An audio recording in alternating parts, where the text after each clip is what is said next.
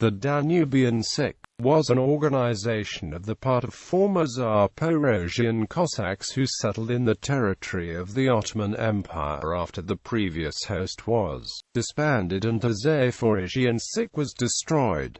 End of Zaporozhia. By the late 18th century, the combat ability of Zaporozhia was greatly reduced, especially after the Treaty of Kukukanaka and the Russian annexation of Crimea, when the need for the host to guard the borders was removed. At the same time, the Zaporozhians' other enemy, the Polish-Lithuanian Commonwealth, was also weakened and on the verge of being partitioned. This meant that militarily the Zaporozhian Sich was becoming increasingly superfluous, but at the same time their existence caused friction with Imperial Russian authorities who wanted to colonize the newly acquired lands that the Cossacks inhabited. After a number of Cossack attacks on Serbian colonies and with Cossack support offered to Yemelyan Pugachev, the Russian Empress Catherine the Great issued an order to General Pyotr Tekheli to end the troublesome Sich.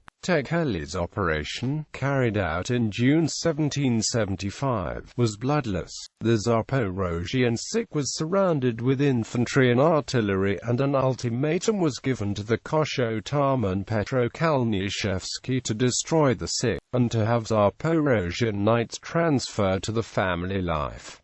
The Cossacks did not resist so that no Russian blood would be spilled, but later Zaporozhian Cossack Grigory Potemkin, and apparently without Kalnyshevsky's knowledge, reached an agreement to allow a group of 50 Cossacks under the guidance of a starshina to go fishing in the river Ingul next to the southern Bur in Ottoman territory and to issue 50 passports. The pretext was enough to allow the Russians to let the Cossacks, as 50 passports allowed 5,000 Cossacks to leave, as long as Potemkin could be guilty, so Starshina, including Kalnyshevsky, was arrested for this. These Cossacks were joined by numerous Ukrainian peasants fleeing from Russian serfdom and lived on the left bank of the Danube River, then part of the Ottoman Empire, who allowed them to settle there. By 1778 they numbered 12,000 men, and the Turkish Sultan decided that they would have much more use as a Cossack host, and allocated them the land of Kuch-Hungary in the lower Dniester, where they swore loyalty to the Ottoman Empire. However, the outbreak of the Russo-Turkish War divided the Cossacks. Some returned to Russia and joined the new host of loyal Zaporozhians formed out of the Cossacks who chose to remain in Russia in 1775.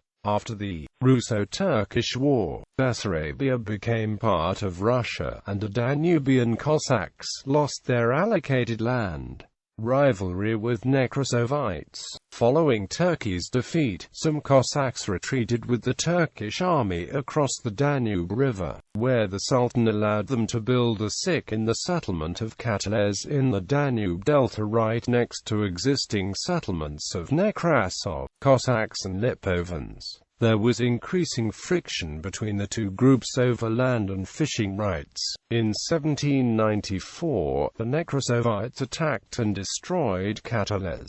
Afterwards the Turkish authorities relocated the Danubian Zaporozhians further up the Danube on the Bralov Island. The new location was much poorer for fishing and resulted in a group of 500 Cossacks, led by Kosh Pomelo, to return to Russia. In 1800 the Balkan Peninsula erupted in uprisings led by Osman Patsvantiglu, who rebelled against the new Turkish Sultan Selim III. In order to gain support, Patsvantiglu promised the Nekrosovites all the land on the lower Danube. Seeing an opportunity to settle the score with the rivals, the Danubian Zaporozhians sided with the Sultan. The resulting civil war saw severe losses in both Cossack groups. In the end the rebellion was put down. The Zaporozhians were rewarded by the Bralov Nazir, who allowed them to return to Kateles in 1803.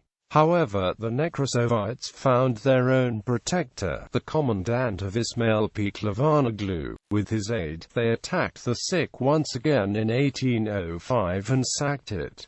The surviving Zaporozhians fled to Bralov. The new Russo-Turkish War caused further division among the Danubian Cossacks. After Russia overran the Danube, the Kosh-Ottoman Trofim Gabadjira and Ivan Guber offered their allegiance to Russia. They were permitted to settle in the Bujak region and by order of Alexander I and on the 20th of January 1807 formed the Lower Danube Bujak host. The new host lasted only 5 months, during which many neighboring Ukrainian and Moldovan landowners complained about the serfs running off to Ilya and Galatz where the host was based. Therefore, on the 20th of June, the host, which by that point numbered only 1387 men, was disbanded.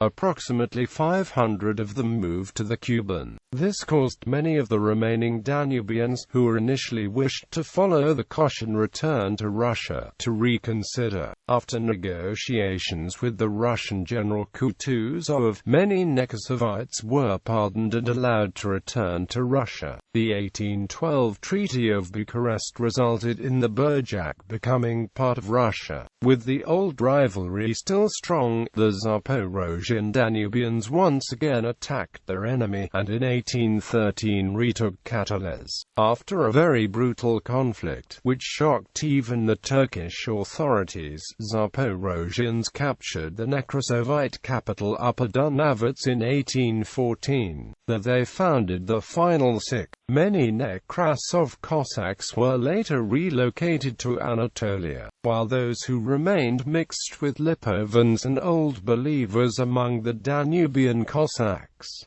Service to the Sultan. After a few years of peace, trouble once again came to the Balkans, with the outbreak of the Greek War of Independence. In 1821 the Russian-Greek commander Alexander Ypsilantis moved the Illyrian Greeks from Russia to Wallachia. The Danubian Cossacks, under command of Koshniki IV Beluha, assisted in the defeat of this incursion. Afterwards 5,000 Cossacks under the Kosh Moroz were sent to Greece to fight for the Turks. In 1824 they took part in the storming of Messaloniki. Many died there, and Moroz himself was killed in the naval battle off the island of Chios. During this time the Danube Sich reached its height, numbering 10,000–15,000 men, and controlling all of the Danube Delta region, with 6 villages being in personal control of the Kosh. In the Upper Dunavets there were 38 kerns under old traditional names of the Zaporozhian Sich. However, the new Sich was noticeably different from its predecessor. There were no longer any host starshinas, and only unmarried Cossacks were considered as eligible for service. Polkovniks were assigned temporarily by the Kosh. The host lacked any cavalry, only infantry in boats. The social structure also began to fragment. Instead of the former equality of all Cossacks, many fishing, tradesmen and landowners became the rare. In order to gain permission to do so, there had to be at least a marriage linked to a Cossack family. And, in 1825 Kosh-Ottoman Litvin promised to send another expedition to Greece but fled the Sich without any trace. The events in Greece once again affected relations between Turkey and Russia, and a new Russo-Turkish war broke out. Among the Danubian Cossacks there was as ever a pro-Russian and a pro-Turkish split. The former were willing to return to Russia if a pardon was given. Learning of this, the head of Ismail S.A. Tuchkov entered into secret negotiations with Kosh Vasily Nesmayevsky. The conditions were set to allow the whole host to return to Russia. Despite being a Russophile, Nesmayevsky was not ready to accept such a move. With the outbreak of the new Russo-Turkish War, the Russian army under command of Field Marshal Peter Wittgenstein advanced. Threatening to overrun the Sich, the Sultan wished to relocate it to Adrianople and ordered the Kosh to rally the Danubian army to Silistra. The new Kosh was Osyp Ladki, originally from a rich landowner family from Poltava who in 1820 had left his home to earn a living, but after a few failed business attempts in Crimea and Odessa, had left Russia and joined the Sich in 1822. He took part in the campaign against Messaloniki and afterwards was elected to be a Kuren Ataman of the Platnirovsky Kuren. After the failed negotiations with Nezmayevsky, Tuchkov approached Ladki, who upon the Kosh elections held on Pokrov was elected to be the Kosh Ataman. Gladki only gathered those that he suspected of having a pro-Turkish allegiance and set out for Silistra. After reaching there, he asked to return to the Sich to gather more. When he returned, he instead called for a Cossack Rada and announced his decision to side the whole Sich with Russia. On the 10th of May 1828, Ladki, along with 218 Cossacks and 578 Raya, crossed the Danube with all the Sich regalia, treasury and prized possessions. After landing on the left bank, they were taken to the Russian headquarters, where they knelt before Emperor Nicholas I himself, who was quoted saying, "God will forgive you, the motherland forgives you, and I too forgive." The Danubian Cossacks were fully pardoned for the past, and managed to win over the Tsar's trust, which was confirmed when the Russian army crossed the Danube. As Nicholas was in the same boat that Ladki had initially came over in, with Kosh Polkovniks rowing, the Tsar let the Danubians form a new special Zaporozhian host with Ladki as the appointed ataman. The new host was small, with only 5 infantry sotnias and came under the control of the Danube flotilla. Despite the small number of men, they soon became a prized asset due to the knowledge of the complicated Danube delta. They proved themselves in combat in the storming of Isaxia, and 10 Cossacks were awarded the Cross of St. George. For those Danubian Sich Cossacks who refused to follow Ladki, the fate was tragic. Learning of Ladki's betrayal, the Sultan called upon the Janissary court to raise the Sich, massacre its population and burn down its church. Even those that were in Silistra were disarmed and sent to forced labor deep in Turkey. Aftermath. After the war ended, Russia remained to administer the Danubian principalities.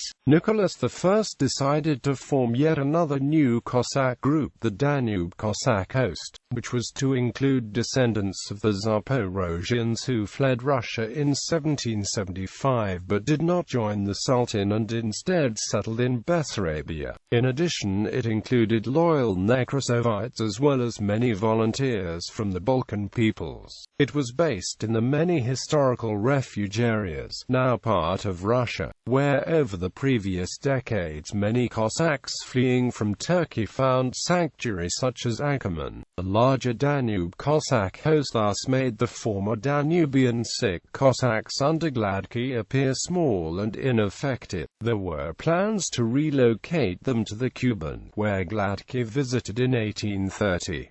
But the Caucasus War was in full swing, and the long journey for such a small group would have been too difficult. Instead, the Tsar allowed Gladki to remain in Novorossiya and find a piece of land that was uninhabited. Gladki chose the northern coast of the Azov next to Berdyansk. In May 1832, Gladki carried his men over to the new land and they formed the Azov Cossack Host, initially numbering 2,336 people. The new host was the only Cossack force in Russia which had a naval role, acting as a coast guard for the Caucasus and Crimean coasts by defending them from Turkish and Circassian raiders. The remaining Cossacks who managed to escape the Sultan's vengeance, but did not return to Russia, moved to the Danube Delta, where in 1830 they numbered 1,095 families. Over the years they were joined by other peasants fleeing serfdom in the Russian Empire. Today there is still a small Ukrainian minority living in the Dobrija region of Romania. In 1992 they numbered 4,000 people according to official Romanian statistics, while the local community claims to number 20,000.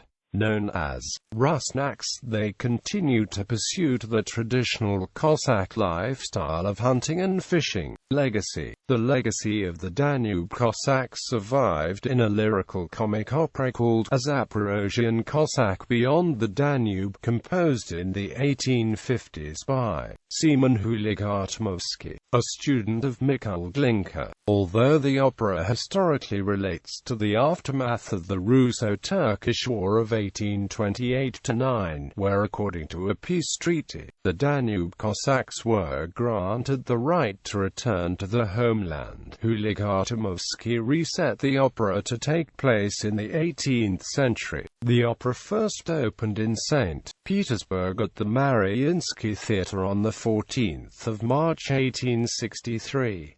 After its premiere it was censored and restricted from performance. In the 1870s it was revived by amateur Ukrainian theatre troupes and received a new lease of life. Today it is considered a Ukrainian opera classic.